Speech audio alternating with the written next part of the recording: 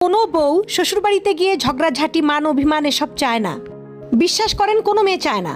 যদি কখন দেখেন কোনো বউ ভীষণ ত্যক্ত বিরক্ত হয়ে গেছে, ছিটমিট করে সব সময় সারাক্ষণ শ্বশুরবাড়ির মানুষদের উপরে ঝগড়াঝাটি এবং মেজাজ খারাপ করে, তাহলে ধরে নেবেন বিসমিল্লাহটা খারাপ ছিল।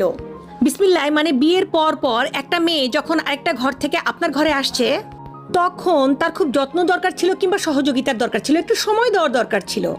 শুরুর দিনটা একটা বড় একটা রুই মাছ এনে দিয়ে আপনি বললেন কাটো, শুরুর দিনটায় 20 জন মানুষের জন্য বলেন চা করতে দাও। আরে ভাই সময় দিন না, একটা মানুষের কোনো একটা নতুন জায়গায় ভালোভাবে সেট হতে তো সময় লাগে।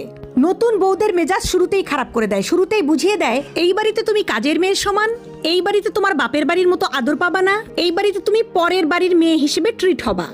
যদি তাকে বোঝানো হয় যে এটা তোমার সংসার, তোমার বাড়ি, সবকিছুতে তোমার অধিকার আছে, এমনকি আনন্দ বা বিশ্রামেও তোমার অধিকার আছে, তাহলে দুনিয়ার কোনো মেয়ে ঝগড়াঝাটি করতো না। কিন্তু আমরা শুরুতেই মানে ওই বিসমিল্লাহই গলতগুলো করে ফেলাই। এখনো